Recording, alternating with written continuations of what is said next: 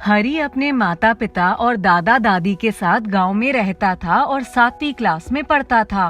हरी को खेलने का बहुत ज्यादा शौक था और स्कूल से आने के बाद वो शाम तक अपने दोस्तों के साथ खेलता ही रहता था।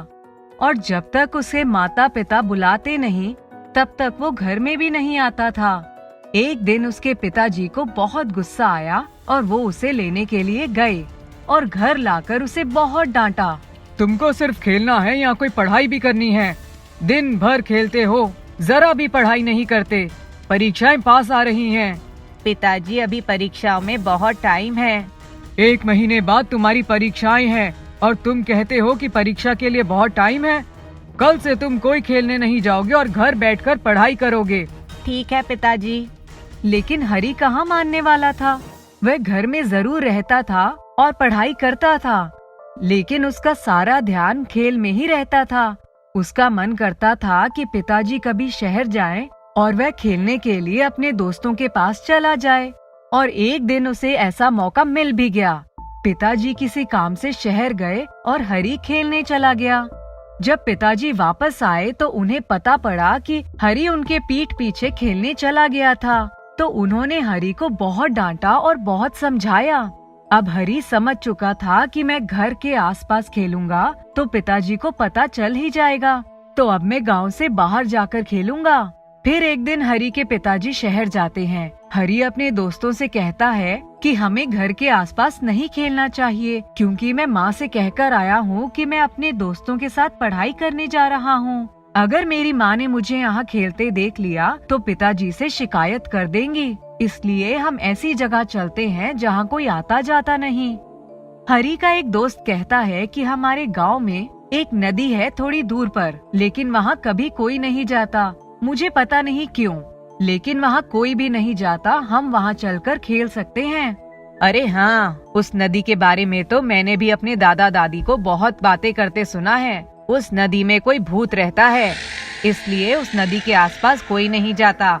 हमारे खेलने के लिए बहुत अच्छी जगह है, हम वहीं खेलेंगे, वहाँ हमें कोई नहीं देखेगा। और सारे दोस्त नदी के किनारे खेलने चले जाते हैं।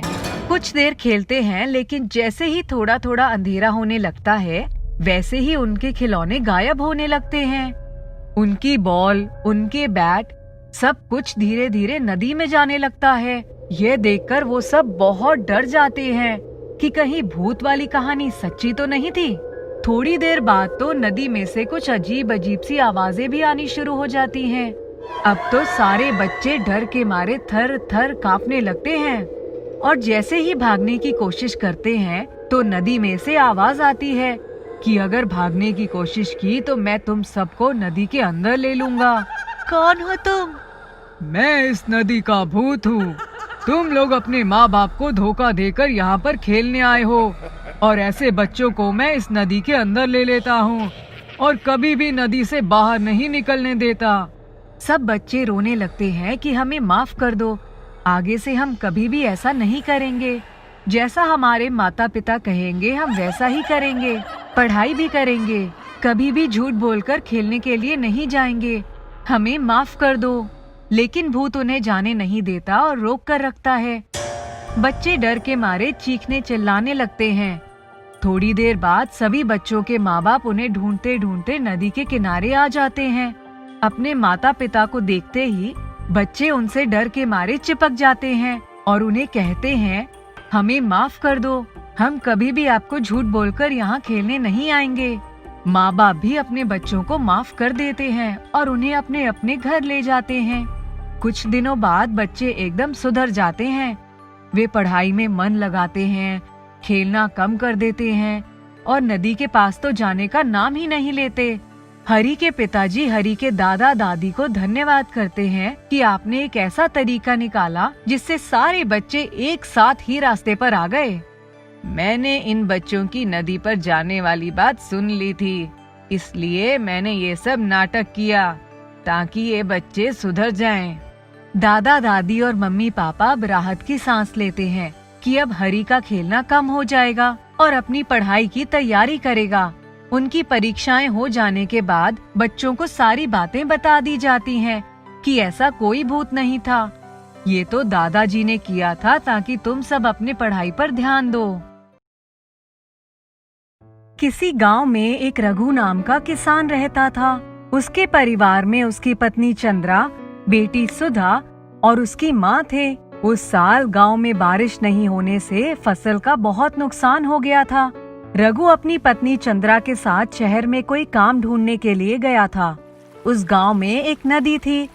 उस नदी में कई बार रात में लोगों ने एक चुड़ैल को नाव चलाते हुए देखा था, इसीलिए रात में उधर कोई नहीं जाता था। सुधा स्कूल में पढ़ने जाती थी। वह चौथी कक्षा में पढ़ती थी। जब उसके माँ बाप को गए कई दिन बीत गए तब वह उदास रहने लगी। सुधा ने अपनी दादी से कहा, दादी, मुझे माँ पिताजी की बहुत याद आ रही है, मुझे भी उनके पास जाना है। दादी ने उसको समझाया कि वो किसी काम से गए हैं, काम खत्म होते ही आ जाएंगे। फिर वे चुपचाप जाकर दादी के साथ सो गई। रात में जब उसकी नींद खुली तो उसने देखा कि खिड़की के पास कोई खड़ा है। खिड़की के पास नाव वाली चुड़ैल खड़ी थी। सुधा चुपचाप दरवाजा खोलकर बाहर आ गई। जो औरत उस खिड़की के सामने खड़ी थी वो आगे आगे जा रही थी। सुधा उसके पीछे पीछे जाने लगी और वह नदी के किनारे पहुंच गई। सुधा नदी के किनारे पड़े हुए एक बेंच पर बैठ गई। तभी उसने देखा कि एक नाव बड़ी तेजी से आ रही है और उस नाव को वही चुड़ैल चला रही थी। उसने नाव को किनारे लगाया और सुधा के पास आ गई। सुधा से बोली, तुम यहाँ अकेली क्यों बैठी हो? सुधा अचकचाकर बोली, मैं तो आपके पीछे पीछे ही आ रही थी और आप कहीं गायब हो गई, तब मैं यहाँ बैठ गई।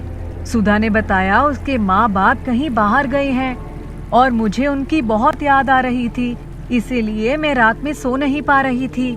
नाव वाली चुड़ैल ने कहा, तुम मेरे साथ चलोगी? सुधा ने कहा, नहीं, मैं अपनी दादी से पूछकर बताऊंगी। उस नाव वाली चुड़ैल ने कहा, आज शाम को जब सूरज ढल जाएगा तब तुम इसी जगह पर आ जाना, मैं तुम्हें तुम्हारे माँ बाप के पास ले जाऊंगी। सुधा वहाँ से खुशी खुशी घर आ गई। जैसे ही घर आई दादी ने पूछा था कि तुम कहाँ चली गई थी? मैं सुबह से तुमको ढूंढ रही हूँ। स्कूल नहीं जाना है? मैं तैयार हो रही हूँ और मैं स्कूल जाऊंगी। दादी ने कहा, तुम गई कहाँ थी? सुधा ने रात वाली पूरी बात दादी को बताई और कहा, मैंने खिड़की के पास किसी को खड़े देखा। मुझे लगा कि वह मेरी माँ है और मैं उसके पीछे पीछे चली गई। वह औरत कहीं गायब हो गई। तभी मैंने देखा कि वह नाव चलाकर नदी के इस पार आ गई। वह मेरे पास आई और उसने मुझसे कहा कि वह मुझे अपने माँ बाप से मिलाने के लिए ले जाएगी। दादी अपना सिर पकड़कर बैठ गई। उन्होंने कहा, अच्छा, आज के बाद तुम इधर उधर कभी मत जाना। सुधा ने पूछा, क्यों दीदी? तब दादी ने बताया कि उस नदी में एक चुड़ैल रहती है जो रात में इसी तरह भोले भाले बच्चों को बुलाकर ले जाती है। वह रात में नाव में ही दिखाई पड़ती है। क्या तुमने कभी देखा है कि कोई औरत नाव चला रही है? जब भी कभी वह किसी सुनसान जगह पर किसी बच्चे को अकेला देखती है तब वह उसे अपना शिकार बना लेती है। सुधा ने बुरा सा मुंह बनाया और वह स्कूल के लिए चली गई। स्कूल से आकर वह शाम ढलने का इंतजार करने लगी।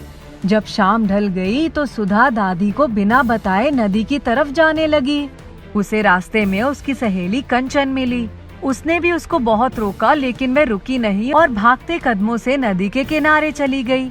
जब वह नदी के किनारे पहुंची तब उसने देखा कि नाव वाली चुड़ैल फिर से जल्दी जल्दी नाव चलाकर आ रही है। वह बहुत खुश हो गई।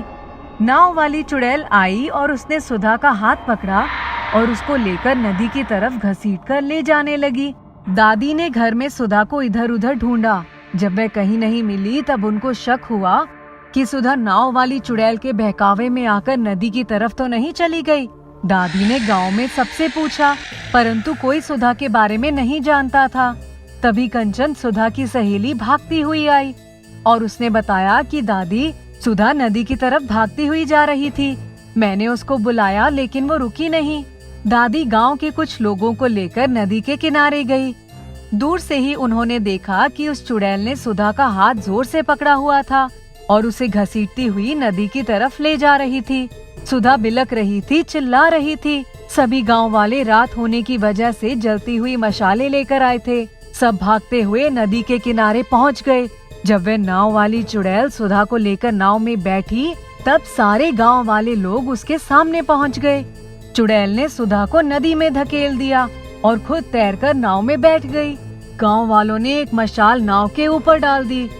नाव धू धू करके जल उठी। तभी गांव के कुछ बहादुर लड़कों ने नदी में कूदकर सुधा को बचा लिया। सुधा बेहोश थी। थोड़ी देर बाद जब उसे होश आया तब उसने अपनी आंखें खोली। जब उसने देखा कि उसके सारे गांव वाले उसके सामने खड़े हैं, तब वह रोने लगी। उसने कहा, मुझे दादी ने कहा था कि नदी के किनारे मत जाना, वहाँ नाव वाली चुड़ैल रहती है। लेकिन मुझे दादी की बात का भरोसा नहीं था। मुझे अपने माँ बाप से मिलना था, इसीलिए मैं चली गई। मुझे नहीं पता था कि वह वाकई नाव वाली चुड़ैल है। दादी उसको घर लेकर आई। दादी ने सुधा को गर्म दूध पीने के लिए दिया और पास बैठकर समझाया कि बेटा, कभी भी बड़ों की बात को अनसुना नहीं करना चाहिए।